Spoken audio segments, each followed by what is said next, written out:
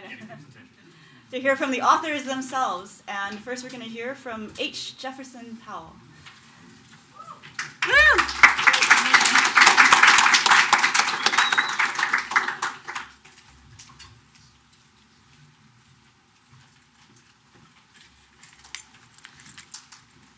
Well, thank you very much, Jennifer. I'm the non-comic relief. First of all, thank you to Jennifer, Jamie, to Balfour, and everybody else who's worked on this. Thank you to my fellow speakers. Thank you for everybody who's been here. And most of all, of course, thank you to David. It's been an incredible experience, and one of the great experiences of my professional life.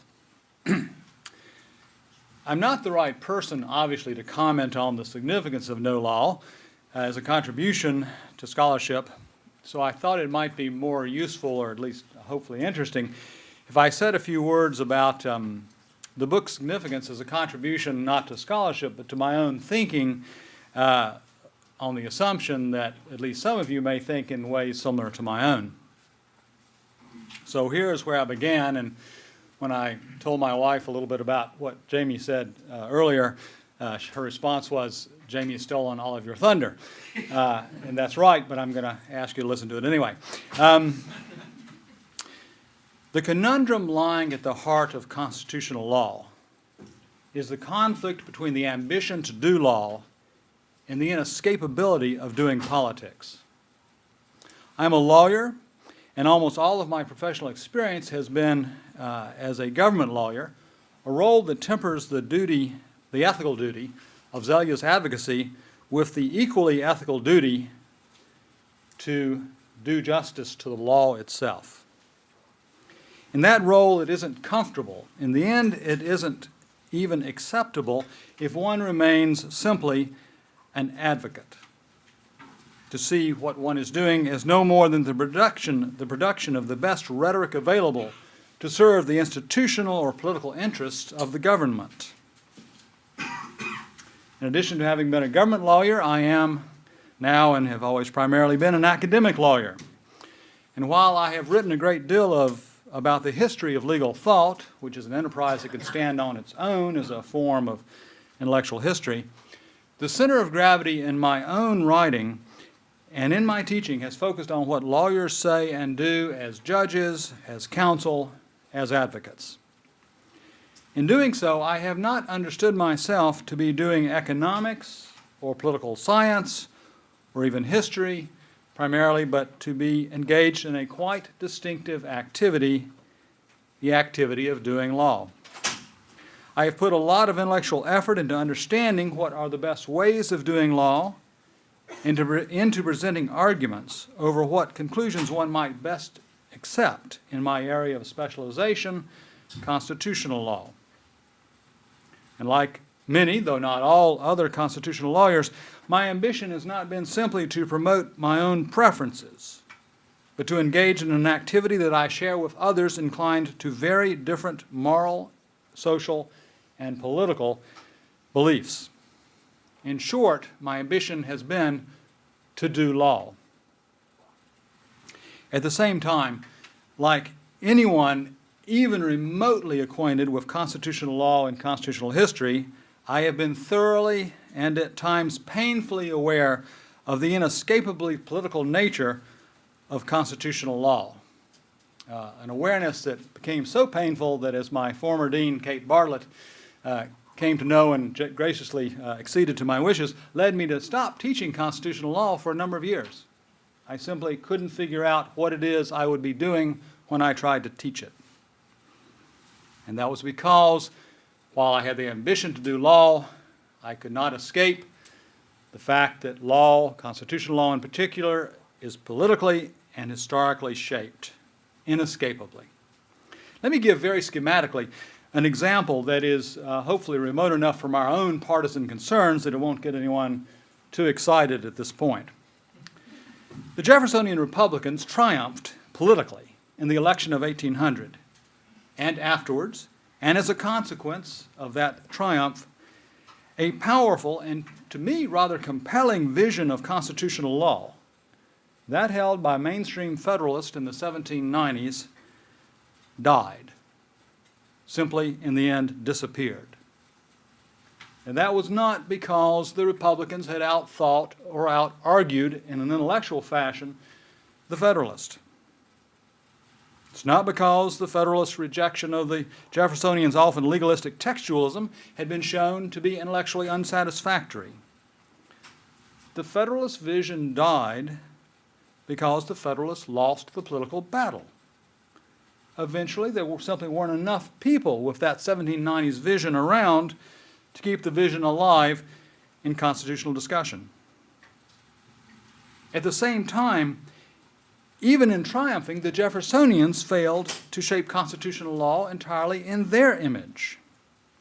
For a complex set of reasons, political and historical, reasons that included the personal political inclinations of a small group of men, including James Madison, John Marshall, Joseph Story, and Henry Clay, the constitutional legacy of the Republic's early constitutional history of the first half century or so, at least the legacy that we recall, is a mixture of nationalism and textualism that would have seemed rather odd to most constitutionalists on either side of the debate in the 1790s. Now, once again, the fact that the Jeffersonians didn't triumph entirely was not because of defects, intellectual or academic, in their vision, but rather because their vision was not the one that was entirely triumphant politically. What came out of the early Republic, think in terms of the Marshall Court, although it's not just the Marshall Court, that's a myth that constitutional law classes promote. What came out of the first half century of the Republic's history was a vision of constitutional law that prevailed because it turned out to have the greatest staying power and had the most long-lasting influence politically. In short, and I could give many other examples, the role of politics in constitutional law is inescapable. Now, the effort to do law, or the effort rather to combine the ambition to do law with an intellectually honest recognition of the inescapability of politics, is tailor-made to produce intellectual migraines of the first order. Constitutional lawyers, me included, are constantly tempted to try painkillers of various sorts. Perhaps there's a theory of constitutional adjudication that will preserve us from letting the politics take over the law. Maybe the law can be purified of politics if we just take an intellectual vow of abstinence. Just say no. Perhaps it is, or on the other hand, perhaps it is the ambition to do law that is at fault. There is, in the end, no law. There is simply politics. Sometimes we couch it in antique and meaningless legal terms. Do that and then get on with your political agenda while I get on with mine. That none of these anodynes is satisfactory is perfectly clear in my judgment. At least they don't clear up my headache.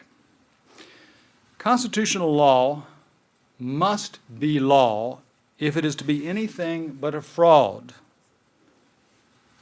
At the same time, it is and will be, and indeed must be, thoroughly political if it is to address the legal issues it concerns.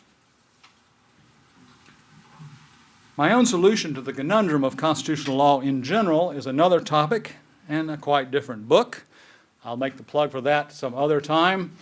No law's significance for me personally as a constitutional lawyer has centered in the felt demand to make good on the ambition to do law while avoiding naivete or bad faith with respect to the role of politics.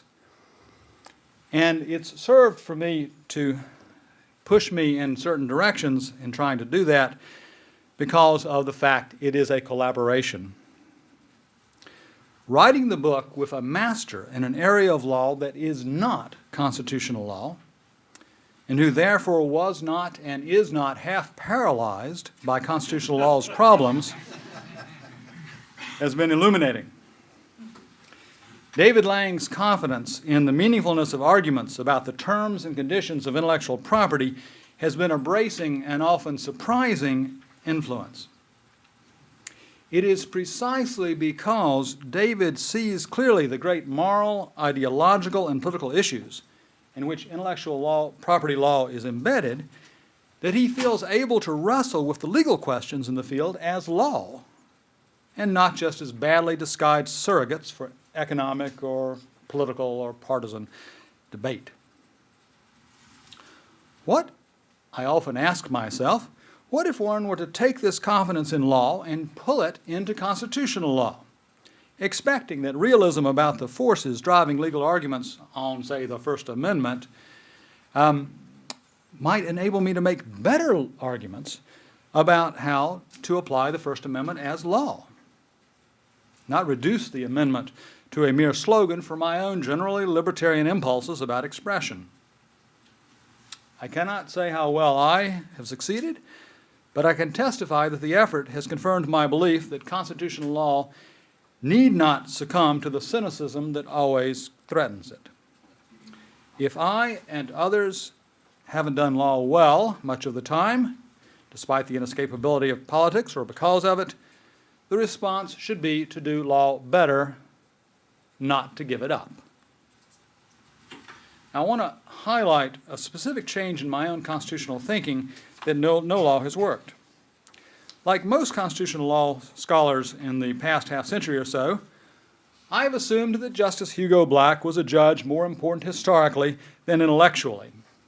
My own constitutional law teachers, all of them deeply committed to freedom of expression as a legal ideal, appreciated Justice Black, but they appreciated him as a kind of non-thinking force for good, rather than a mind to be emulated. It was fortunate, to be sure, the story went, that Black was on the Supreme Court in the dark days of McCarthyism, since otherwise the First Amendment tradition of Holmes and Brandeis might have been lost. But one could not take seriously, other than as stirring language, Black's no law means no law approach to the First Amendment. That approach was a product of an entirely unsophisticated understanding of law more generally. Black's approach, furthermore, was socially unacceptable because it failed to realize that there are at times weighty societal interests that must be allowed to put limits to expression. And Black's absolutism was crude and manipulable because it could only work if one respected definitional limitations on its scope.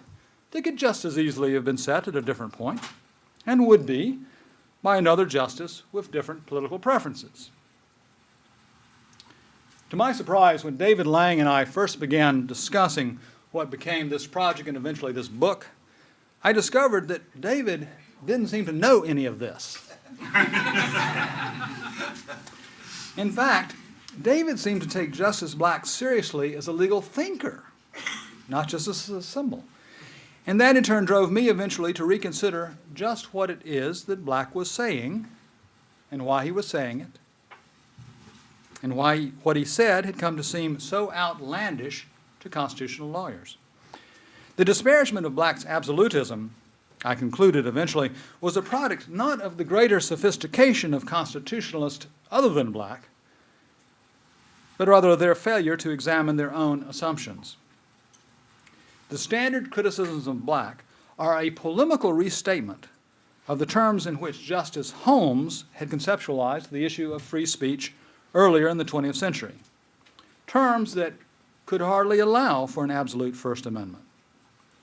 With respect to another constitutional guarantee, Holmes famously wrote that property can be regulated to a certain extent, but if the regulation goes too far, it's a taking. The intellectual gap between this vision of law, if you go too far, you violate an amendment, and Black's thinking, no law means no law, is stark. But the fact that it is a stark difference does not mark the contrast between wisdom and folly, as so many of Holmes's heirs seem to have thought and to think today, indeed, literally today. Driven by David to reconsider my own Holmesian folkways as a constitutional lawyer, I have come to see Justice Black in a rather different light. Black was a very sophisticated lawyer, acutely aware of the ways in which law can be done in a context of intense political conflict. Behind his folksy invocations of the Constitution's words, and by the way, one of the things that mars readings of both Black and Holmes is the inability to tell when they are pulling your leg. Behind Black's folksy invocations of the Constitution's words lay a shrewd understanding of the Supreme Court's institutional role and its behavior as an institution. His First Amendment absolutism, definitional limits included, was an effort to specify a particular ideal, a particular area in which the most crucial constitutional value is, or ought to be, the exclusion of governmental choice. In other words, precisely what Neil Netnell has eloquently and powerfully argued ought to be what we're about. Black said, no, this is an area where our central goal is the exclusion of governmental choice, including choice by that part of the government that we call the courts. Black's particular formulation of an absolute First Amendment can no doubt be improved. I shamelessly think that David and I have done so, but its flaws lie in the details of execution primarily, not in Black's, or I trust other people's, hopeless naivete about constitutional law. Like David, I'm not expecting the justices or Congress to renounce their errors and subscribe to an absolute First Amendment in the immediate future. Although I think our argument may prove to have more purchase in current constitutional law than you might expect. It was only the other day, constitutionally, that the court announced with respect to the Second Amendment that, quote, the very enumeration of the right takes out of the hands of government, even the third branch of government, the power to decide on a case-by-case basis whether the right is really worth insisting upon. Well, perhaps Justice Scalia's words about the Second Amendment will prove prophetic about the First Amendment as well. And he draws an analogy, so there's something to work with. When and how the court or Congress, however, will note the inconsistency between this perspective on constitutional rights and the continuing evisceration of the First Amendment by intellectual property, I do not know. But I am convinced that the struggle to articulate a legal vision of the First Amendment that will protect free expression is both necessary and intellectually feasible. We cannot avoid politics, but we can do law. Thank you.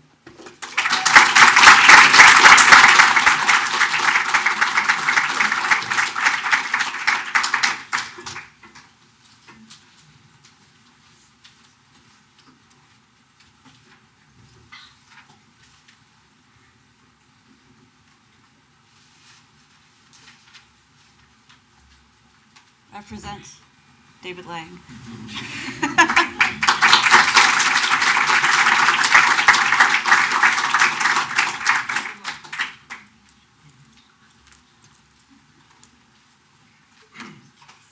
That felt something like what I imagine a perp walk might feel like.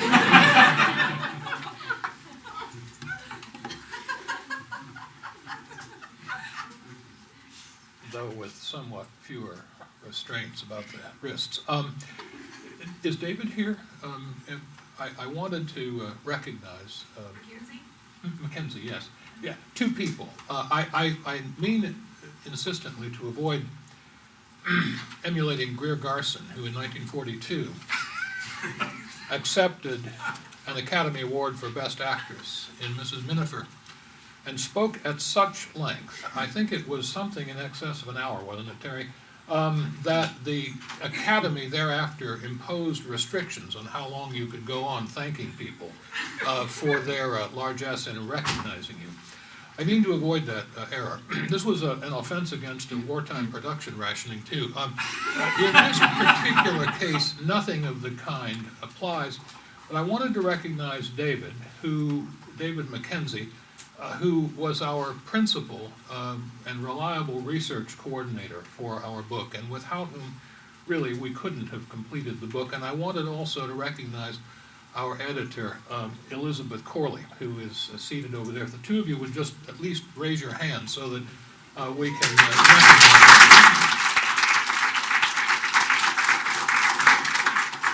And then to my daughter Jennifer, this does go on a bit, but not too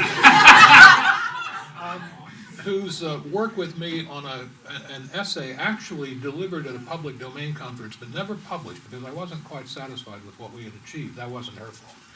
It was mine. Her work with me has led really very directly to this book as well. I see a number of students, and I'd like to recognize them. And thank those who have come from near and far to deliver talks and so forth. It's been a wonderful day, very gratifying, and I'm very pleased that you've all come together to join us. The book itself actually began as a conversation one day when unaccountably I was feeling ever so slightly grumpy,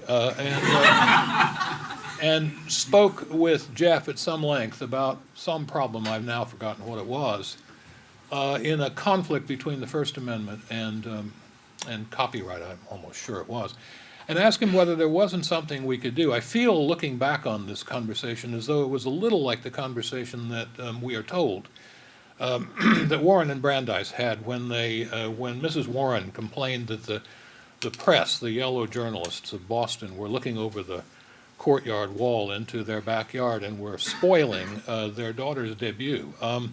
That resulted in a work of some real significance, their celebrated essay on privacy.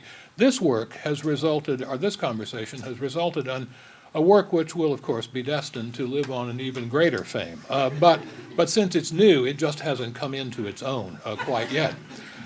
This was a conversation in which we agreed between us, and I was grateful to Jeff, that something in the way of First Amendment primacy might be substituted for the First Amendment subordination that had been present in the law of intellectual property. And as we talked, within a very short time, it was our thought that we would be able to make use of the idea that Black had introduced, not introduced, but that Black had particularly been identified with as its sponsor, namely that no law means no law. For me, this was not, I didn't mean to do law. Actually, it never occurred to me to do theory. I just was worrying about how to make the Constitution work in a way that I thought it should work. When I went to law school, not quite, but almost 50 years ago, three things happened in the course of my law school years, and I think they did shape the way I imagine doing law must be. One was that Betts against Brady was replaced by Gideon versus Wainwright, and that was no small advance in the course of the law. And it made really fairly absolute, those of you who are not lawyers, but then who here is not? Well, a handful perhaps. Those of you who are not lawyers will now understand that that was a moment when we shifted from a kind of contingent rule with respect to the availability of counsel to an absolute entitlement to be represented by counsel. And I think that was shocking in the time, but it struck me as, as a young lawyer, it's just the way things worked. And then there was also the question of the Miranda Warning, which came along in that same point, and we stopped asking whether or not in all the circumstances there had been an adequate amount of warning about rights and so forth. You got the warning, or else you couldn't be prosecuted, at least on the basis of anything that you had said.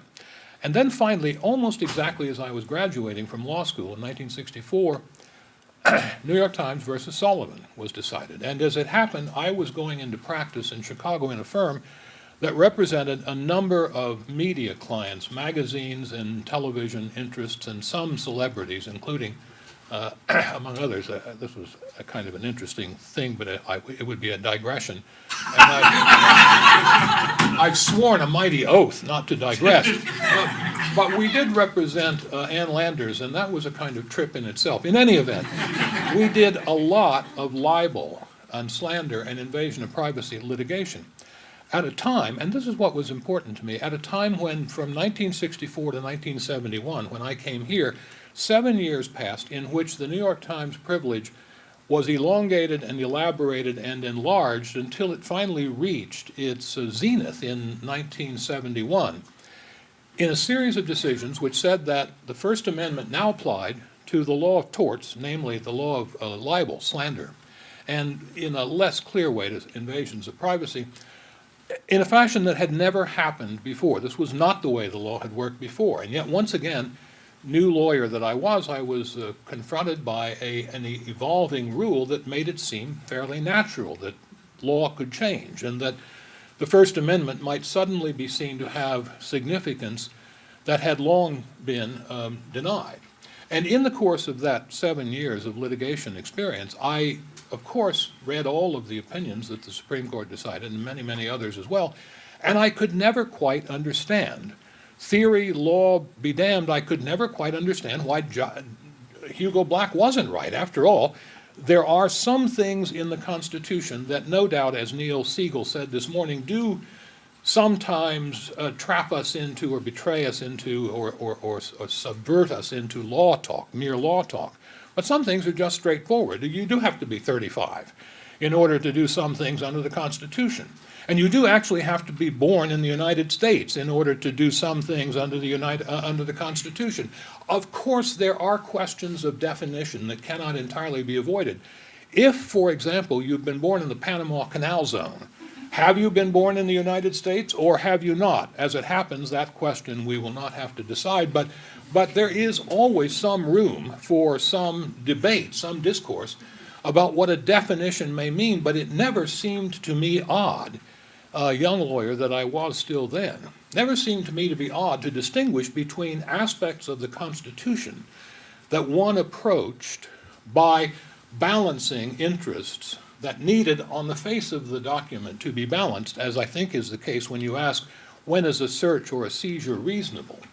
And some aspects of the Constitution that really do seem to be more straightforwardly in need of definitions and not balances. And I put it to you that not just in semantic terms, but rather in functional law terms, there is a difference between balancing your way to an answer, doing what you ultimately believe to be the best policy, the best economics, and so forth, and rather approaching a question by asking, what does this term mean? What is an abridgment? As Neil said, what is speech? What is the press? So for me, odd and unsophisticated as it might have seemed, it didn't seem so to me. It seemed to me to be a very natural way to come to terms with the Constitution.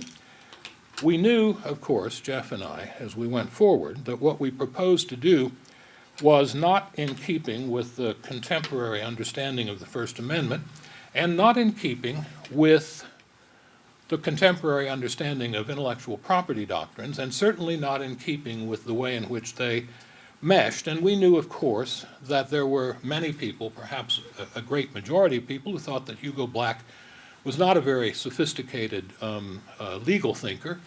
We understood all those things, and yet it seemed to us that it was not wrong to proceed along the lines that we meant to proceed along, which was simply to begin by reimagining the First Amendment in absolute terms, hoping in doing so to underscore that reimagining with more than Black himself had had reason or occasion to do. And meanwhile, then, to ask, in the aftermath of having done so, though that's not quite the way the book presents it, but that's neither here nor there, to ask ourselves why it was or what it would be like to have an intellectual property world in which intellectual property was to be understood as something in the image of an absolute First Amendment. That's how we began.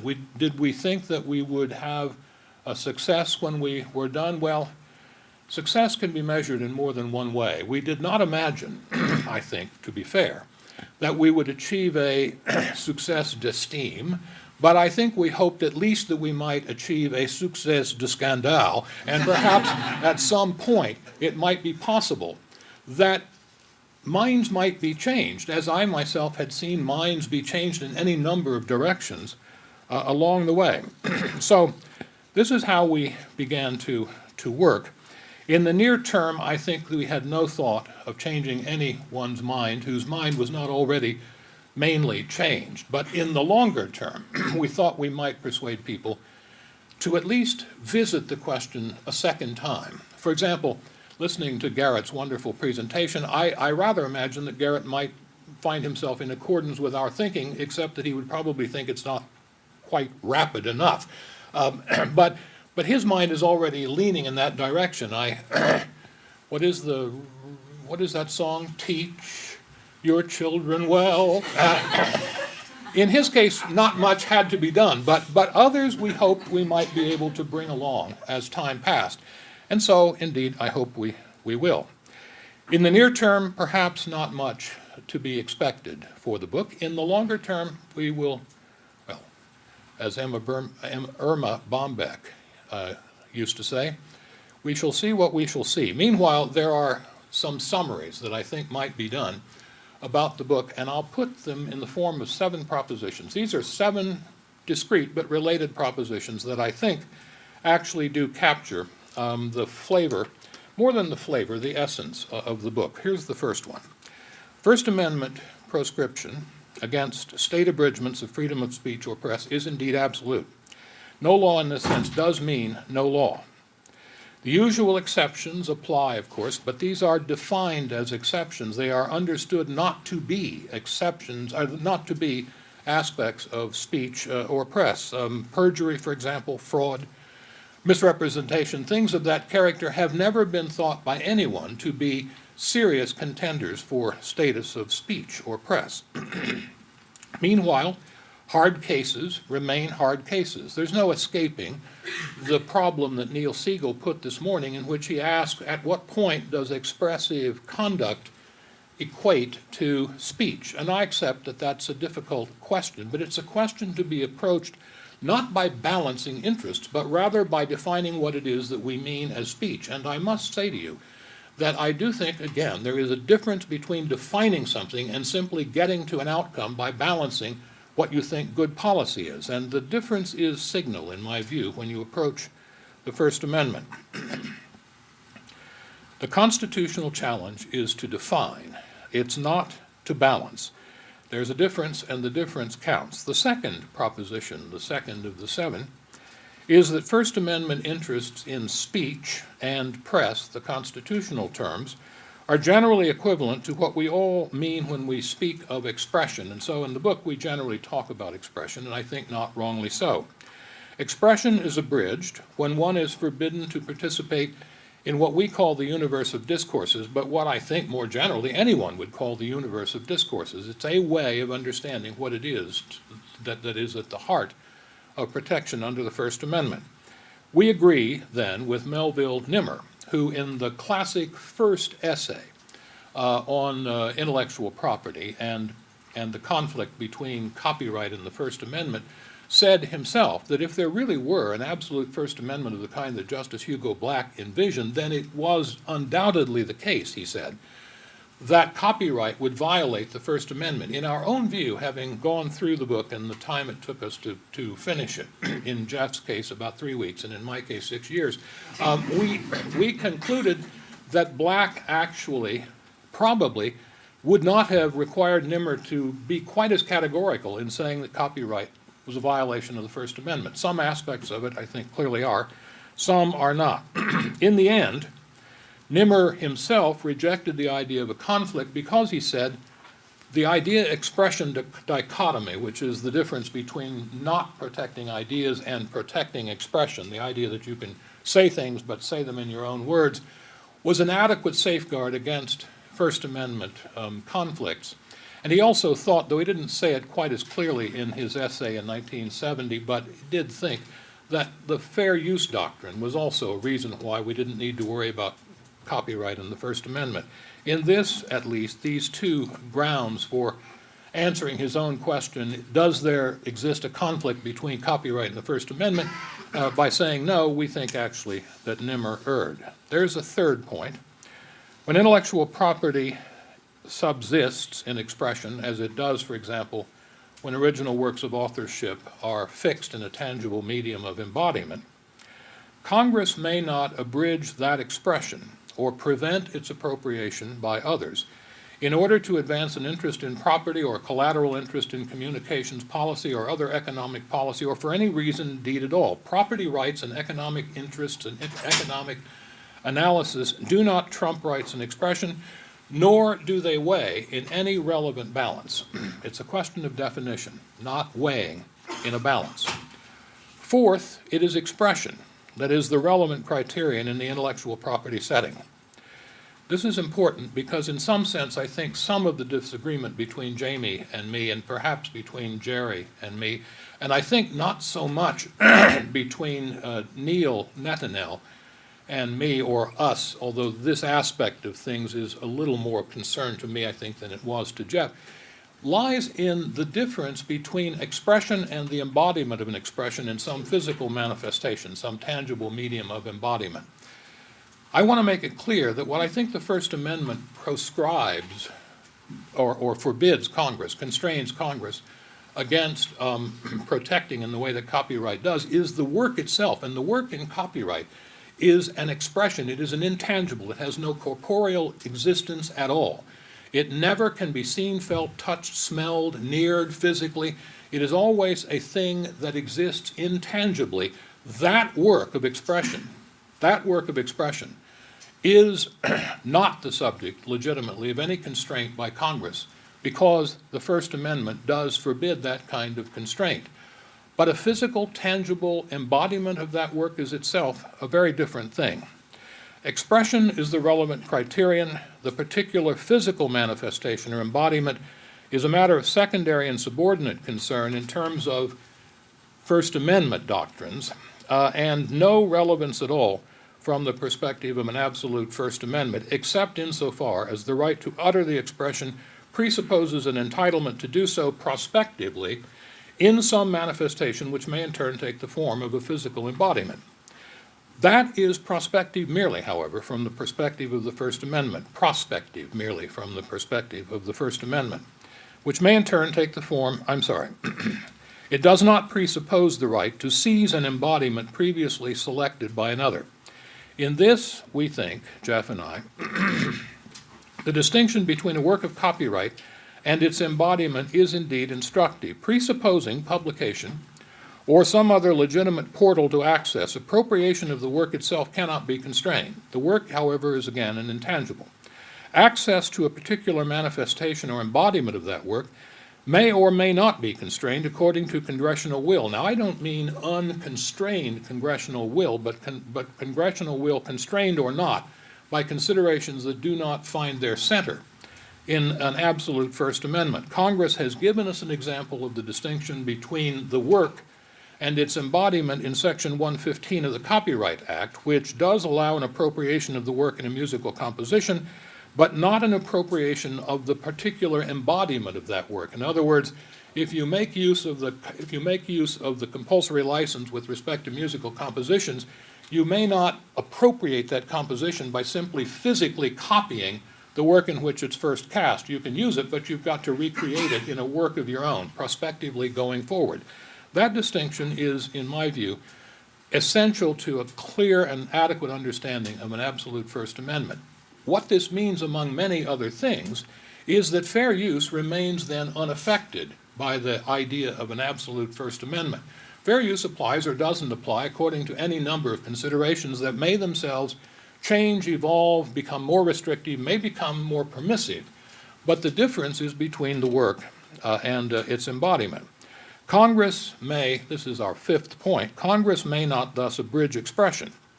But we do agree with others, notably with our friend and sometime colleague Jed Rubenfeld, that against quite different perspectives in which he was writing, that nothing in the concept of abridgment would be affronted necessarily if and when, it's not that we want this, but supposing that Congress itself should decide that after an appropriation of expression has resulted in net profits, it would be fair to apportion and pay over some of those net profits. The First Amendment, understood in an absolute sense, would not necessarily be affronted by that. Again, there would be no restriction on the appropriation of the work itself. Whether there were net profits is an issue that would have to be defined, and I thought Jamie made an excellent point this morning in which he said, and others echoed this as well, in which he said, you would really have to worry about that definition of net profits. But then that's true, as any movie lawyer knows. There's nothing more slippery than a definition of net profits. What we were talking about in the book and what we very explicitly used as an anchoring metaphor or test is the net profits definition that now plays a role and has for a very long time played a role in the definition of profits and payovers in infringement practice. And that's really all that we meant to say. the definition within a given context, as Jamie quite rightly says, is something that would have to be very carefully constrained, or else you would end up readmitting the goat through the back door of the barn, and that's not something that we mean to do. Meanwhile, something else I have to say in order to confront an insistent and recurrent point from my good friend, my dear friend Jerry Reichman. We are not talking, despite Jerry's insistence that we are, about a compulsory license. No matter how much Jerry wishes we were, or believes that we are not. This is not a compulsory license in any ordinary sense, nor is this a liability regime in the sense in which Guido Calabresi first used the term, and the sense in which Jerry has appropriated and applied this term in the context of intellectual property. This is a simple matter of entitlement, the entitlement to appropriate. It has nothing to do with a license. It's no more a license to appropriate the work than there is a license to create the work. You're not licensed as an author to create a work, and you're not licensed as an appropriator to take it. These are relationships in an absolutely equal sense. There is no disparity between them. Congress may, and it may again choose not to, but Congress may order some payover, some apportionment of net profits allocable to that appropriation should they follow. But if so, that will only be in a case in which there is net profits, not in a case just resulting from the appropriation itself. So, and I know that Jerry, I'm teasing Jerry in a way that fully understands this, but we have had many sidebar arguments about whether or not this is a compulsory license, and damn it, Jerry, this is not a compulsory license. And this is not a liability regime. This is just a situation in which equals share after the fact on a contingent basis in some of the net revenue streams that may follow. Sixth, an absolute First Amendment in the setting of importance here, which is to say mainly copyright, because that's just the background against which I'm describing this, does not alter our usual understanding of a number of separate but recurringly adjacent doctrines, including, among others, constraints against physical trespass. You will not have to worry, if you're Emily Dickinson, that the First Amendment absolute is going to give somebody the right to break into your bedroom, knock down the door of your closet, and steal the poems that you've been neurotically squirreling away for years. You will have the ability to go on being neurotic just as much as you did before the First Amendment became absolute.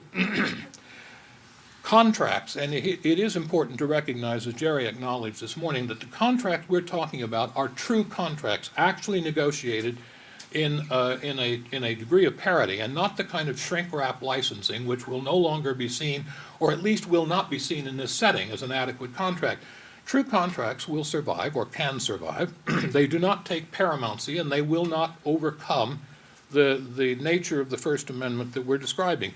Fiduciary obligations will continue to be fiduciary obligations. Privacy will continue to be privacy. Privacy in this last sense may or may not be an artifact of the First Amendment. I'm not a Borkian, but I'm not really an anti-Borkian. The truth is, I don't care much whether privacy is an artifact of the First Amendment.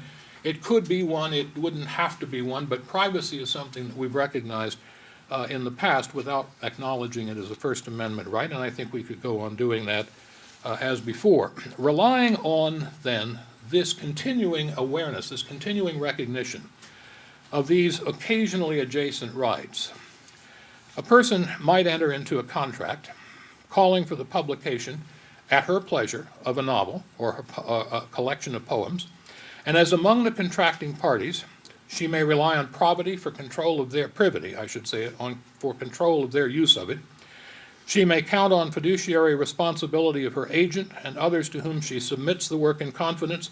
And yet, all of that said, once the work is loosed upon the world, a phrase that has some prominence at large in this area of the law, once the work is loosed upon the world, and in Thomas Jefferson's articulation of it, has forced itself into the minds of all who hear it, from which they cannot dispossess themselves of it. Once that kind of thing has happened, this author must understand that the work itself is no longer hers alone, as against subsequent appropriations of it by others who have not trespassed against her, or violated her privacy, or breached their contracts with her, or their fiduciary obligations toward her. And finally, seventh, in limited ways that are not fundamentally at odds with what we've just suggested, an absolute First Amendment means that Congress will still be permitted to require attribution of authorship, but not to the degree that an attribution of authorship requirement would have the effect of limiting the important underpinnings that we have just tried to talk about. So there they are, the 7 ways of summing up the contents of this book. What do these propositions mean in an ordinary setting? They mean these things. The First Amendment does not allow a commuter to steal a newspaper from the blind man at the station who is selling the newspapers, but it does allow a shopper at a supermarket checkout counter to read the magazines as long as the supermarket doesn't object to handling the merchandise. And that shopper, that reader who reads the magazines while she or he is standing in the line, is entitled to appropriate everything that he or she may read about whether or not Brad and Angelina are planning to adopt yet another baby. And she is in fact perfectly free to do anything with that she wants, as far as publishing it or republishing it. She can send it to her friends and email correspondence that same afternoon. She's free to sell the story if she can find a buyer. Though if she finds a buyer, and if in that contract and if in that transaction she is able to find net profit, she may then be required to pay over some, or in that particular setting, perhaps even all of the net profits to the person from whom she has appropriated the story. Or not, because I want to make it clear that what the First Amendment may leave open to Congress to do is not necessarily what the Congress will in fact ultimately decide to do. There is room for politics. And what about the digital copies of the article that she types up? What about these? Can those, or may those who get the emails further copy them and then send them on?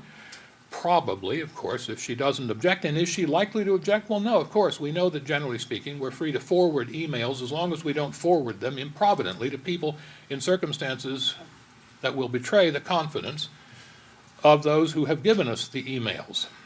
But could she object? She could actually object. And if she did object, could she really, in some de jure sense, claim a control over the ability to copy those emails and send them on? Yes, she could. That's an odd proposition, but not an unimportant one to understand conceptually. She might. Would that mean, however, that they couldn't take the contents of those emails and retype them and send them on? It would not. That they would still be able to do.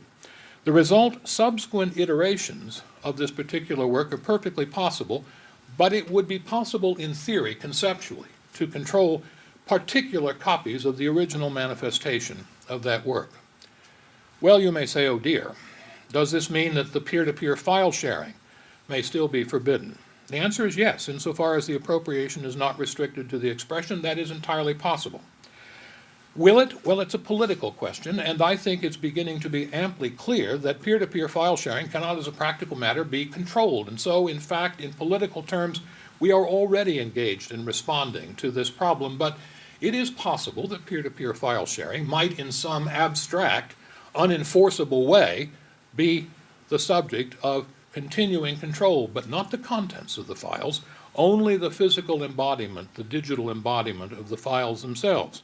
And does that mean that mashups and things of that kind, which have been of concern to Jamie in particular recently, are those things that might be controlled? And again, to the extent that they depend on digital appropriation as opposed to appropriation of the underlying work, yes, that is possible. But won't that inhibit the development of the internet and the digital millennium and the better world we have all imagined? And the answer to that is not exactly. We will still be essentially where we are today, except that the expression fixed in those embodiments will be available to all for the taking. That's the difference. Fair use will continue to apply. All the things that we debate about in the main will still be the subject of debate, but it is conceivable, I think, in fact, not likely, that Congress will widen the proscription against these kinds of appropriations. The appropriation of the work, however, will be entirely free. We will be, in other words, in that sense, essentially where we are today. Essentially where we are today. Does that mean that the DMCA survives? In part, it may. I hate the DMCA, but I don't like copyright. If it were up to me, I'd proscribe the whole system and wipe it out at once. Because I don't agree with Neil at all that it is an important part of a system of freed expression. I dislike very much and disagree utterly with the idea that copyright is part of an engine of expression, and no one sensibly thinks, I shouldn't say that because it may be that Neil does think, and if he does, then he sensibly thinks it, I have no question. But I believe, how to put this, no one should sensibly think that copyright was thought of by the framers of the First Amendment as an engine of expression. I believe that to be bogus, invented by Sandra Day O'Connor. She was generally pretty good, but she was capable of inventing bogus, and that proposition is just bogus. There's no evidence at all that the framers had in mind that copyright would serve as an engine of freedom of expression. Could the DMCA survive? Some aspects of it could. Not those parts that say you can't circulate DCSS codes, because that violates the First Amendment that we now have. It's only John Newman and Judge Kaplan who believe otherwise. But could you imagine a DMCA that erected something like a digital fence, allowing you to incorporate within the walls of the digital fence some exploitation? Yes, you could. You could, and without violating the First Amendment. And what would that be like? Well, it would be like the reason that says you can't hustle your way past the ticket taker at South Point Cinema just because you're on your way to see a movie, which you're free to take away. It would be like saying that you've got to buy a ticket to get into Bonnaroo. And there would be some people who would say, and here the sainted Jerry Garcia does come to mind, some people would say, once we've played it, it's yours. And if you'd like, jack your equipment into our sound system, because what do we care? And there were some people who would say, no, we don't storm the doors of museums. You're not permitted to go to J. Paul Getty's home and copy whatever it is that's there. Maybe you should be able to, maybe you should not be able to, but nobody has ever suggested seriously that the First Amendment allows that. The closest that we've come, and it is, in my view, the geode from which a lot of half-articulated and basically indefensible propositions have come. There was a time in the late 1960s when Jerome Barron, a law professor at George Washington, articulated an idea which said that the First Amendment ought to provide an affirmative right of access to the press. The courts rejected that. The court rejected that, and in fact, I think correctly so. You don't get a First Amendment right to storm a venue. And if you set up a digital venue, all you're doing is offering an analog to an analog invention. But if you enter this venue and there encounter a work, the work will be yours. You're perfectly free to take it away. So the question that remains then is the question with which we began. Is it plausible to posit an absolute First Amendment in our time? In our time, well, perhaps, well, it's perfectly plausible to posit one. I mean, for God's sake, that's what we've done. But is it likely that it will be accepted? I think it is not. Is it ever possible that it may be accepted? Yes, of course it is. You can propose in the early part of the 1980s a First Amendment, a public domain idea that seems wrong to everybody, and live long enough to find that it isn't even your idea any longer. But then that's exactly what it is to live and engage in a world in which the sainted Jerry Garcia was right to say, once we've played it, it's yours. Thanks.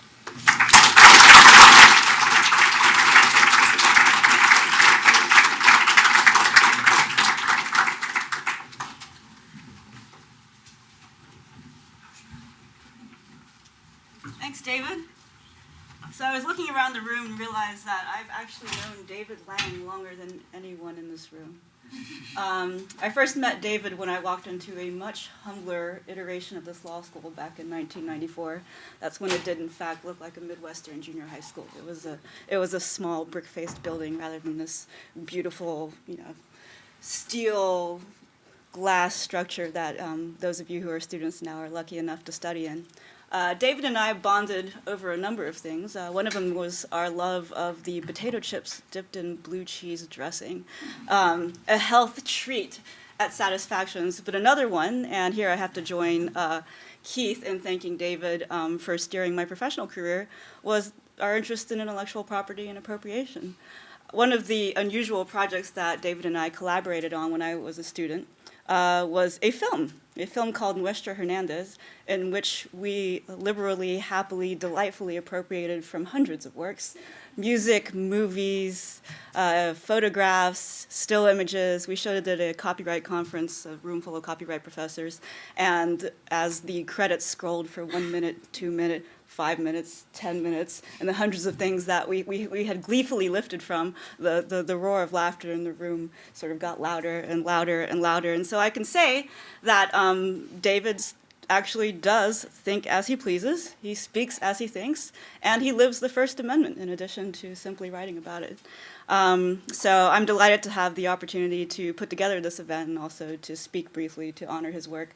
I've heard so many wonderful things about Jeff Powell that I wish I had taken his courses when I was in law school, but I have to confess I was so busy taking David's courses, I didn't take a single one. Such is my loss. In a future life, maybe I'll be able to come back to law school. So I wanted to start as the last presenter just by summing up some of the main points from today's discussion. I want to thank everyone for a terrific discussion today. I think the quality of today's discussion has demonstrated what a fascinating, provocative, and valuable work no law is. We began the day, for those of you who weren't here, with two perhaps more moderate viewpoints. First, Professor Nettenell, someone whose work has been invaluable to me in thinking through these issues and in preparing my course on the subject. Professor Nettenell presented an approach that, rather than taking an absolutist stance, takes prevailing First Amendment doctrine as we find it and argues that copyright law should be treated consistently with other areas of law. And then Professor Neil Siegel asked whether Justice Black's no-law view provides a sound basis on which to reimagine the relationship between intellectual property and the First Amendment. So two more moderate viewpoints. Then we explored how the proposal that David just outlined, the proposal in the book, might play out in practice, both in the cultural marketplace and internationally. So Professor Boyle considered the possible effects that it could have on the world of expressive content, including the possibility, and who knows how this would play out, that its apparent liberality would in fact shift the copyright system to a system that in some ways might be less free, depending on your definition of free, than our current system where there are defined areas in which at least no payment is needed, and that might have a chilling effect. And Professor Reichman accepted the invitation at the end of the book to apply the proposal globally and looked in detail at how free expression norms might be vindicated internationally, with some glimmer of hope, I thought. It was a very interesting presentation.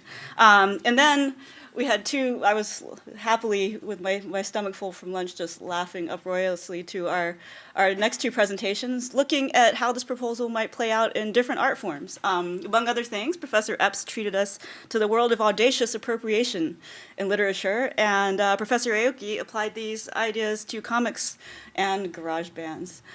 So finally, we were able to hear from the authors, and it was just delighting to grapple with this exceptional book from many angles, both strict First Amendment and copyright jurisprudence, its practical implementation, the devil's in the details, its application to specific art forms, and before our concluding discussion with the plenary panel, I thought I would offer one additional perspective, perhaps a coda.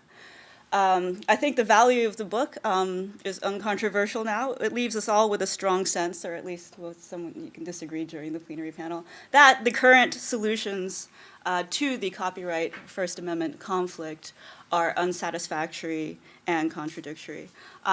Whether or not you believe that copyright is, ever was, a free engine of free expression, it's clear that in the digital world, it's not an engine of free expression in the case of blogs, mashups, some of the things that people do for the pure love of it for various other reasons other than expecting remuneration to flow from the copyright system.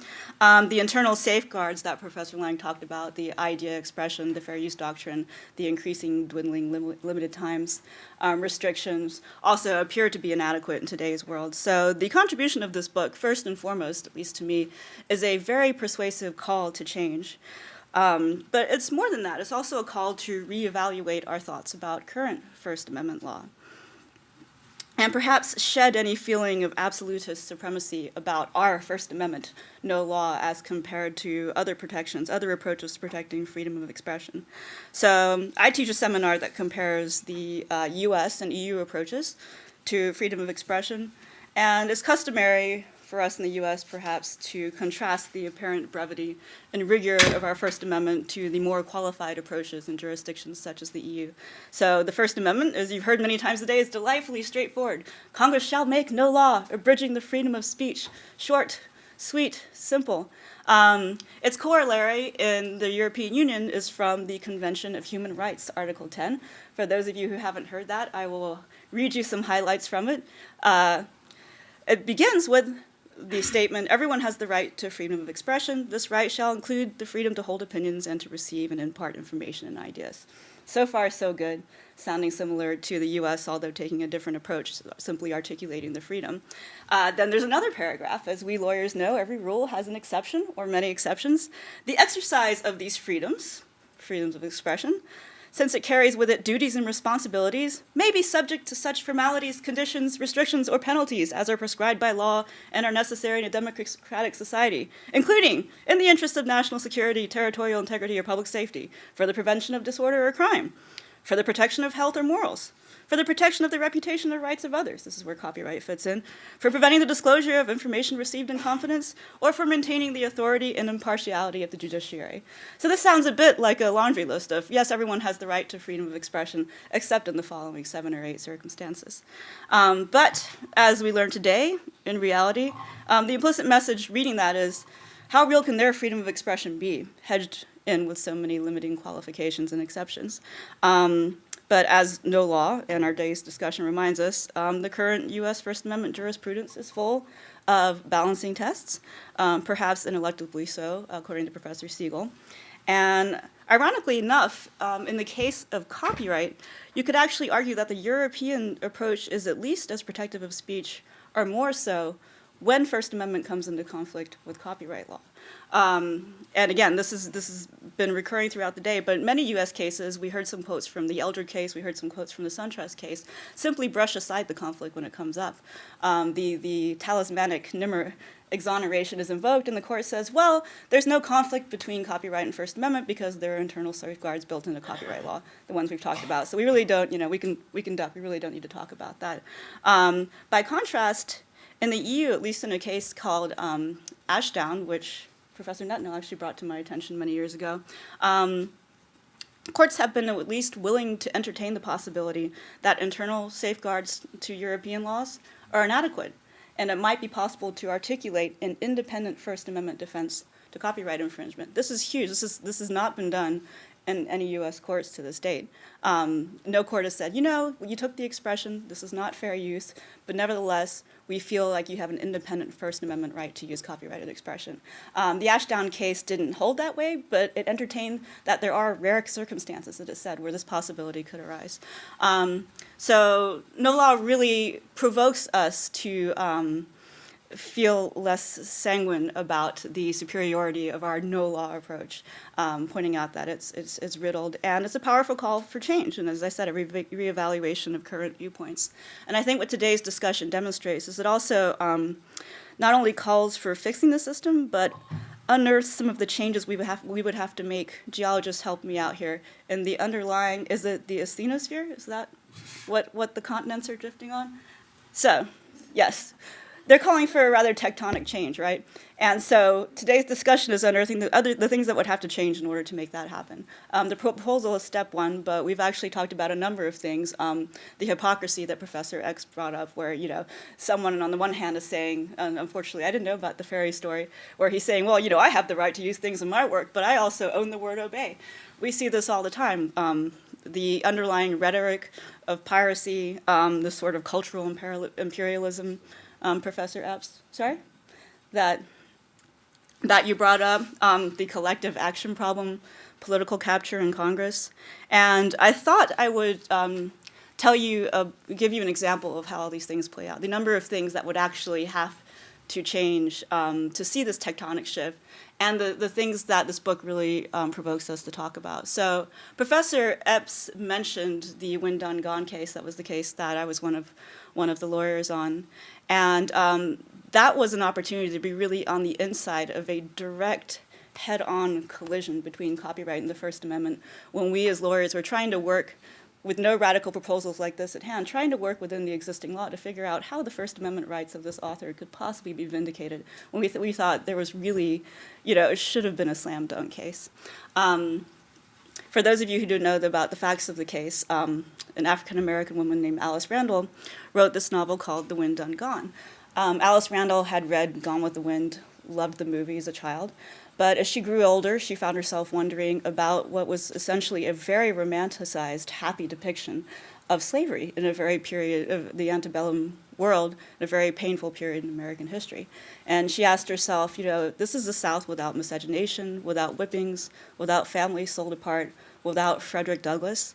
And she wrote this book to, in her words, skewer Gone with the Wind for a painful and ahistorical depiction of slavery. And she wanted to do it she could have written, an academic article saying, here are all the racist passages in the book, here are the things that I disagree with, the black characters are empty and fleckless, the white characters are drawn out, but she wanted to do her criticism through fiction in order to be more effective. She actually wanted someone to read it. And so she wrote The Wind Done Gone, which doesn't really appropriate that heavily from Gone with the Wind, but you can recognize settings, characters, and you can certainly recognize that she is trying to tell the story of Gone with the Wind from the perspective of the slaves and the African-American characters. And as Professor Epps described, the judge he described as a South Park judge, it was certainly a Mad Magazine judge.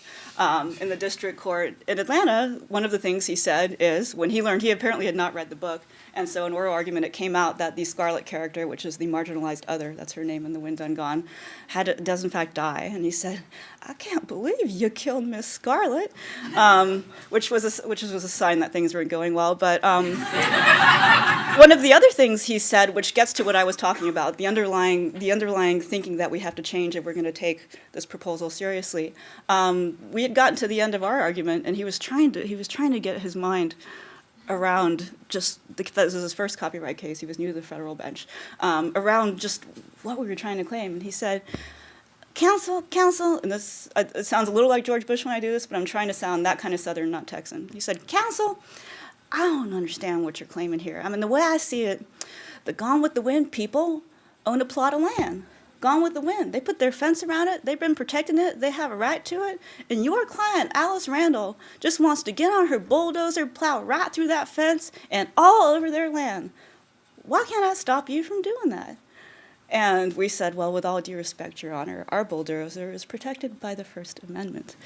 And he didn't buy it at all. And the book was banned, as I've said. I mean, a book was banned in the U.S. because of copyright law, a book that's actually trying to tell a valid story of the American South. That's pretty amazing. But what ultimately happened is that this decision was overturned, and this gets to the question of, how do we vindicate First Amendment interests in the U.S.?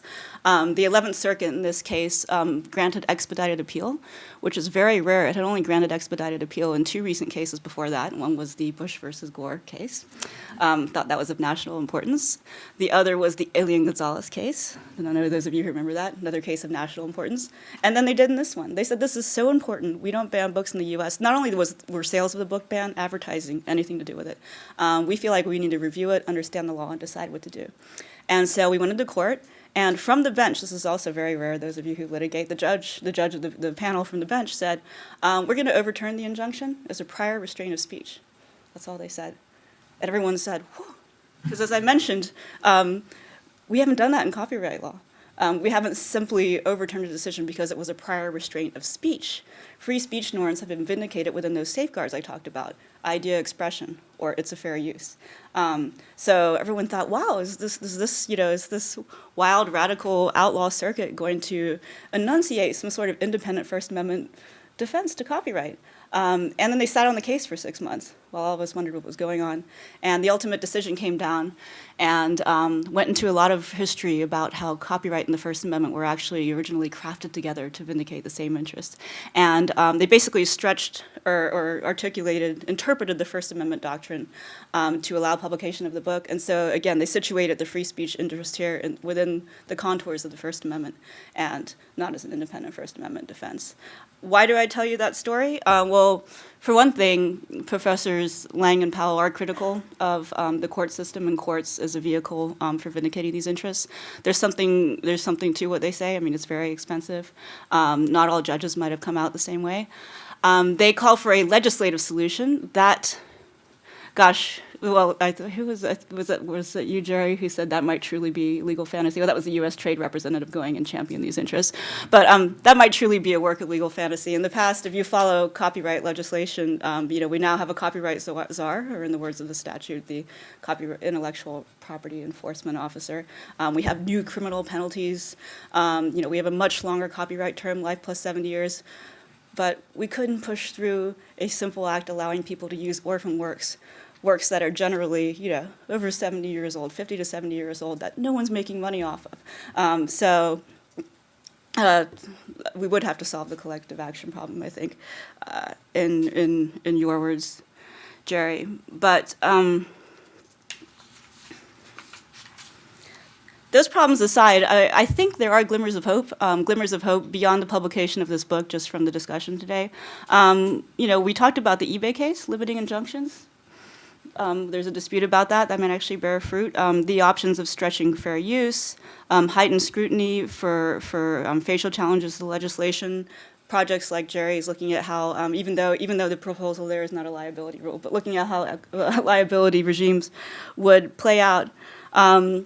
Thinking about No Law's proposal, I originally shared some of the concerns about unintended consequences, the possibility that content providers might, fearing appropriation, put their works behind digital fences and simply avail themselves of those protections, or the possibility that uses that are currently free, might become paid for. But also we discuss solutions to those things. The Dmca is properly interpreted. You would be allowed to get through DRM to make fair uses and lawful uses of content. And Jerry's reverse notice and takedown proposal would allow that. And there are solutions to other things too. So these are really minor points. And what I walk away from today with is a powerful case for a stronger First Amendment.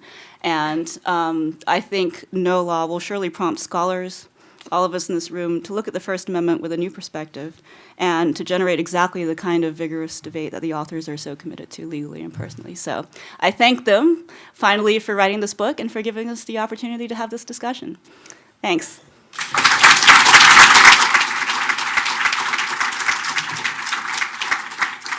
Now we're going to have the final panel. All 8 of us are going to gather up here and take any final questions from the audience. Thanks for coming again, everybody.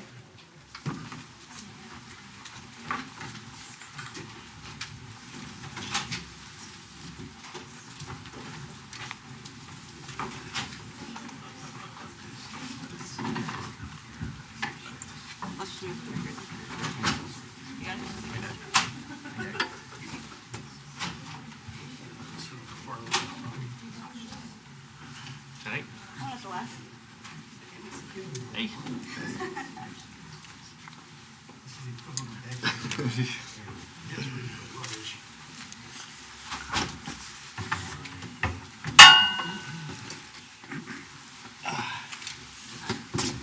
Neil's not here. Oh, that's right. Is this okay? This is great. I think we can be heard. So, questions and comments.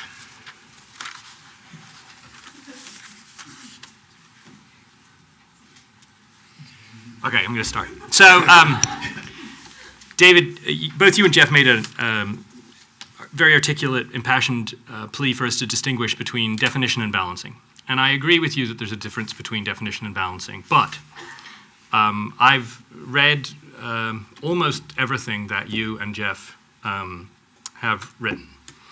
And while there are people who define things by looking at dictionaries or by appealing to purely historical usage of word over time, and I agree Jeff has some very interesting work which to some extent takes that approach, but in many ways goes well beyond it. Both of you define legal categories, interests, ideas, powers, legislative prerogatives, the constitutional prerogatives, very much in terms of the goals that they serve. At least to me, that's what you've done consistently through your careers. You define terms within the Copyright Act that way, David. You define other concepts that way. You certainly, in discussing other things, for everything from psychoanalysis to art, you don't look for an essence within the word, but rather look to the way that the word is used in purpose and in meaning, which leads you ineluctably, surely then, to look to consequences, to look to what actually happens if we define the word this way rather than that way. In other words, a definition is good or bad, Felix Cohen said, not because there's some absolute correctness to it, but because it's an insurance policy against a certain risk of confusion, and no insurance policy can prevent against all risks. The kinds of risks we look to are the ones that are the kinds of risks that we believe the enterprise, the legal enterprise, I accept, involved is engaged in. So how different then is it to define the terms in the First Amendment speech, the freedom, after all it's not freedom, the freedom of speech in the press, is that truly absolute? Is that not in fact, does that not in fact ask us to, what do we mean by this? What kind of freedom are we trying to envisage? How within our legal tradition are we going to remake that? Is that as qualitatively different from the approach you criticize as you made it seem? Let's leave aside the balancing tests in which we currently understand it. Surely both of these are really purposive utilitarian enterprises. You've addressed your question to the two of us, but I take it more to me than to Jeff. Oh, I actually think you probably both disagree with me in different ways. You want to disagree with him first? Either way. Go ahead. Okay. I'm not sure that one can, I mean, part of the purpose of the book is to attempt to shake loose the assumption that constitutional lawyers and other lawyers as well, but constitutional lawyers in particular, bring to bear on these kinds of questions. And those assumptions are shaped by a particular historical moment in which modern constitutional law came to be. And it's the, at least if we're right, it's the Holmesian moment. It's the early 20th century.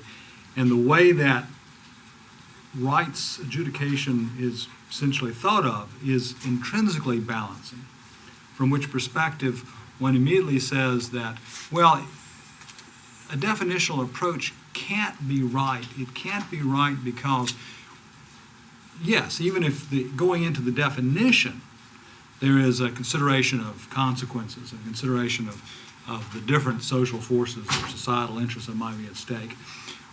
Once you put those in the definition, you're still going to have individual cases that can come up. You're going to have the troop ship sailing in, wartime, the classic supposed killer example where we all must agree that, of course, it's unthinkable that the First Amendment would prevent a court from issuing an injunction. The assumptions, we think, are wrong. And Hugo Black wouldn't have evolved them. Hugo Black's position is not a mindless one. I mean, he'd pull out the first, I read no law to say no law. Well, that's largely him being cute. Black, if you read him carefully, plainly, number one, acknowledges that, well, of course, absolute provisions in the Constitution embody in them considerations of consequences, considerations of different societal interests, but they embody them in a way that then is subsequently free of or forbids the question, well, but in this case, yeah, we said that you can't have prior restraints, but, well, surely the prior restraint is it's too important this time. In Black, the very heart of what Black thought the First Amendment was about was the denial to any form of government to do what, when I quoted Justice Scalia in the Heller case in my remarks, called a decision by any part of government, including the third branch of government, from it deciding in the particular case that, well, this time the right simply isn't as important as the societal interest. And that can coexist, number one, with recognizing that that means that the definitional limitation on the right leaves all kinds of things that you and I might be upset about beyond the right scope. And that's the flip side. I mean, people who simply think that Hugo Black said that no law rhetoric and was in fact really just a typical progressive of his era get upset with him when he comes out with what they think of as non-progressive outcomes under the First Amendment. Was, he turned conservative in his old age. Now, I don't whether that's true or not in some sense. No, the answer is that a definitional approach to a provision is going to mean some things are in and some things are out, and the ones that are out Well, you live with the consequences of that just as you do with you live with the consequences of things that are in. That's one point about Black. Second point about Black is he wasn't saying that all of the Constitution is like this. The Fourth Amendment, which David brought up, Black says expressly that provision tells you go and look. And it's not just the language. Once again, it's because Black would have said, did say in fact, the Fourth Amendment is precisely about a particular constitutional issue or value where the value lies in modulating societal interests versus individual liberty. The First Amendment, as I understand it, and as David and I, that's Black, and as David and I understand it, embodies a societal judgment that we've already decided that governmental choice ought to be precluded ex ante. Well, I can't improve on that. I will echo it, and I will say something about the question of inconsistency with my own prior work. No law is inconsistent with my own prior work in a number of ways. And partly I would respond by saying that, as you know, a foolish consistency is, I won't go on. I don't have to be consistent with my own prior work, nor do I have to denounce it. The truth is, for a long time, I thought the First Amendment was not really a very good way to approach intellectual property and to try to constrain it in the interest of a better system. I might still think that was so, and I do think it's so if we approach it from within the matrix and the heuristics of the present First Amendment. But if you do begin by asking, what is it that the First Amendment generally means about freedom of speech and freedom of press, then I actually have some answers to that question that are available in the literature of the First Amendment and in adjacent literatures that don't require me, don't force me indeed, to do the defining within the very context in which the definition becomes important. What is the First Amendment about? Well, broadly, the First Amendment is, as I think we say, and I credit Jeff with having come up with this phrase because it really was his invention, and I embrace it because I thought it was exactly right. The First Amendment protects the universe of discourses. Well, what is the universe of discourses? That, too, of course, requires some definition. We can begin by saying that the universe of discourses has never really been thought to embrace perjury. I do believe that there are probably some people who believe systematically that perjury ought to be within the universe of discourses, but they lose because it's not an acceptable definition. It's not that it couldn't conceivably be engineered to be within it. It isn't the way the system works, or the way the system has been defined. How do we think about freedom of expression? I do not think there's a better way of articulating it than Brandeis envisioned in his concurring opinion in Whitney versus California. It is the freedom to think as you please and to speak as you think. And if you think that perjury is required or needs to be included within that approach, all I can say is I think not, and I think it never has been and probably never will be. There will be hard cases in which it will be difficult to decide whether or not something is to be defined in this way or in that way. But what I wanted in the book, and what I do think we do in the book, is to avoid the very different approach in which we say, what would a good system look like? What would be the economics of a good system? What would promote a freedom-supporting, communications-oriented world? What would advance the interests of the internet? How will the new technologies be better off if we, shape the First Amendment in this way rather than in that? All those kinds of judgments I want us to try to avoid in favor of a more general approach to what is within the meaning of speech and press.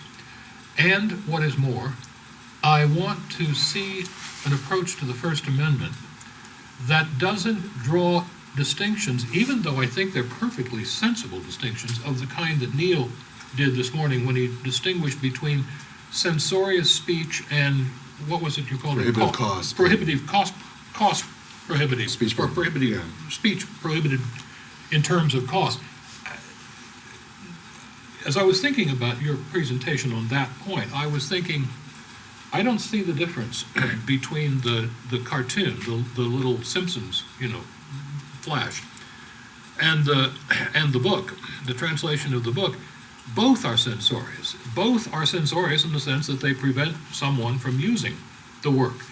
Even in the model that you have in mind, Neil, the truth is that the owners of The Simpsons can say no, and sometimes they actually do say no.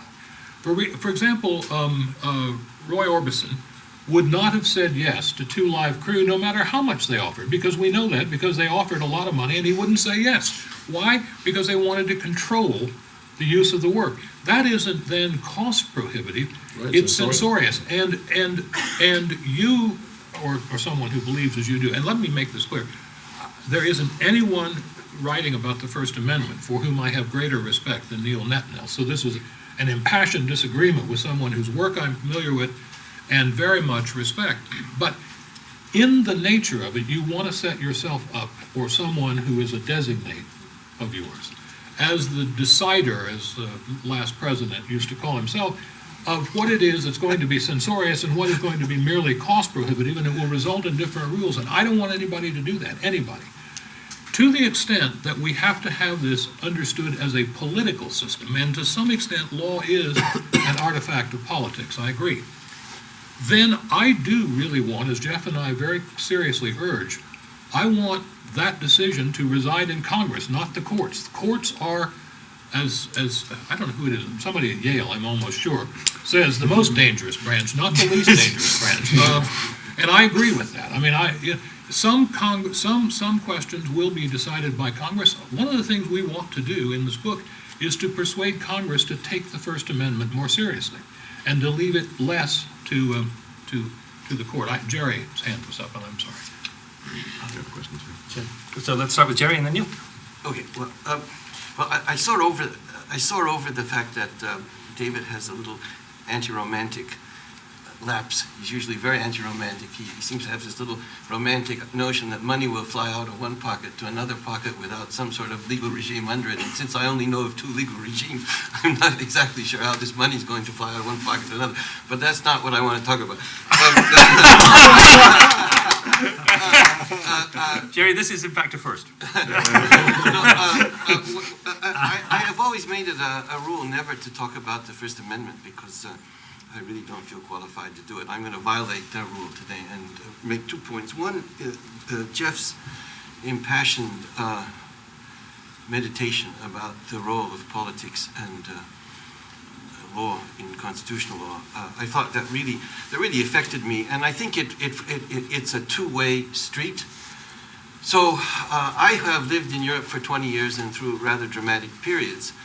Often thought how often all our rhetoric about the First Amendment in the United States is so shallow politically when there was so little free speech, whereas in Europe all sorts of opinions were being expressed because there were political parties that would take to the streets if they were not expressed, whereas here they were easily suppressed because there were not many people who would go into the streets to defend them. So I think there has always been a gross contradiction in American First Amendment law between form and substance. And anytime we forget that, we're liable to get in real danger. Not to mention other sorts of incarcerations of people during the war, etc. etc. So the second point is another point that Jennifer was driving at, I think, with an English case. I think there have been even more dramatic instances of it, precisely because European law has gone so much farther than we have in this exclusive right obsession in these delicate matters with no safety valves. Recently, a number of courts, not just in England, but German courts, have reached for free speech and said, even though we know in the human rights legislation there is a provision which gives a human right to creators to be recognized, they have gone to the point and say, well, you can't do this because free speech, it's against free speech. And I think maybe often our own fair use law has blinded us to the realities of this. And maybe we will learn something from what is happening in Europe, and maybe they will keep going. So sometimes people say what Europeans need, I often say they need something like fair use, but I wouldn't want it to blind them to this larger message, and a message that your book so beautifully portrays, that, listen, fair use or no fair use, there are other values out there that have to be respected, and maybe we'll get some lessons from them as well as here. Neil, do you want to? Yeah,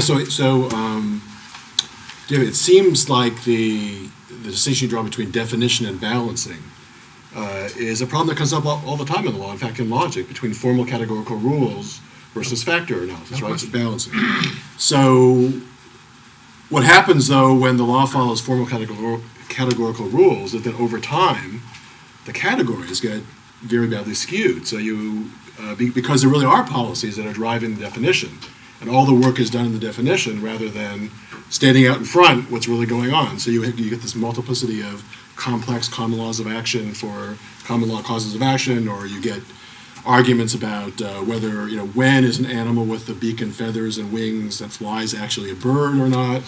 And of course, this is one of the main criticisms that was made about Justice Black's, that there really were policy considerations driving some of what seemed like quite odd definitions of when is it speech and when is it not speech. So it seems like there are two ways in which perhaps your proposals fall prey to that. The first is actually partly a question of information, which is, I thought that I understood from reading the book that you don't actually say that make no law means make no law, period, in an absolute sense about everything, that you were actually trying to limit that to just cases in which the government was creating a monopoly over expression that would otherwise be publicly available. So that's a question of information, and to the extent you are doing the latter, it seems that that is kind of an odd narrowing. So in other words, in order to make the absolutism work, you're narrowing the category and leaving out a lot of things that we really should be concerned about. And then let me just finish. The second one is within that, focusing just on, you say the First Amendment then would protect the content of, or the actual work itself, the intangible work, but not the physical instantiation of the work, so that someone who is in a supermarket would have to write down by memory or by hand what's in the work in order to be able to copy it. That's permissible, but to photocopy the actual work, which is much easier, of course, and more accessible, then becomes not protected by the First Amendment. So it seems that that's another example of where the absolutism strains and comes to results that aren't the kind of results that we are really the most speech protective or the kind that might make most sense. So Well, the that's problem, Neil, a lot of questions there, yeah. but it's... Let me take the last one first, and then work backward. When you really think about what you're saying, is you're expressing incredulity that we could be proposing a rule for approaching the First Amendment that might result in an outcome that is not, in your view, ideally speech protective. And that's not an objection that I need to denounce or to respond to in any other way than that in the book itself, what we say about the First Amendment is that it is enough for us to say that this is what Congress cannot do, that it cannot allow monopolies in the universe of discourses. In the last chapter of the book, in the opening pages, you've read it quite correctly, we say you might read the First Amendment as an absolute in a somewhat broader way than we actually find it necessary to do here. It might be somewhat less broad in the absolutism than but this much at least seems to us to be fairly clear. You haven't misread us, but we are agnostics about how much beyond where we actually were we have to go. But I wouldn't be troubled terribly by going beyond where we actually are. Because in the end, this is what troubles me about your approach, and I think what I'm about to say troubles you in my approach. If you don't like my approach to the First Amendment, then we can amend the First Amendment. We always have the ability to change something prospectively that has resulted in what you regard as an inadequate policy. There isn't any reason, for example, why we can't say that Congress shall affirmatively promote the privacy of women in the context of abortions. You could make that an absolute clear part of the First Amendment. We don't actually have that now. An absolute First Amendment, if you're not satisfied with the definitions, leaves open room for a further definition, an amendment to the amendment until you're satisfied with the definitions. What you want actually is an amendment that never needs to be amended because it never really means anything in clear terms from the beginning. And in this, I find that more troublesome, more problematic than what we're promoting. You want to take a proposition like the one that says to be the President of the United States, you must be, I can't remember the exact language, but you have to be born in the United States. What the hell is the language, Jeff? Natural born citizen. 35 years old. And I want to approach that by saying, okay, what does that mean? What could it mean, and how would we approach that question? You'd have to go back and ask, I think, partly what it was or what it would have meant at the time, and how much the situation that you're in now is parallel to that, and make some judgment about whether the situation really is like that or not. Was John McCain, who was born, as I understand it, in the Canal Zone, was he an American citizen in this sense? That question I thought kind of stupidly, but it got raised in the course of the election. I want something that understands the answer to that, to be definitional, and not instead something that says, well, hell, the framers might have thought one thing, and we might have thought something else in the middle of the 18th century. We might have thought something still later in the early part of the 20th. But what would be best now? What would give us the best system looking ahead to the 21st century? That kind of answer means that we actually have no provision at all. We are then engaged in law talk. And what I want is something that is more formal than that, and believe that that's actually, in the case of the First Amendment, what was probably meant and what probably is still the better understanding of the First Amendment, than one in which everything is contingent, everything is indeterminate, everything remains to be decided, and ultimately will be decided by 9 members of the Supreme Court of the United States who sit until they are happily called home by their gods. And that's not, it seems to me, the better way to approach the First Amendment, not a necessary way to do it. No approach to an understanding of law is secure against all disagreement. There isn't any such thing. That I agree with. But it is one thing to approach issues of this kind by trying to understand how to define the relevant terms. And another approach, it's a very different approach, to say, as I think fundamentally you really do, let's wait and see what the contingencies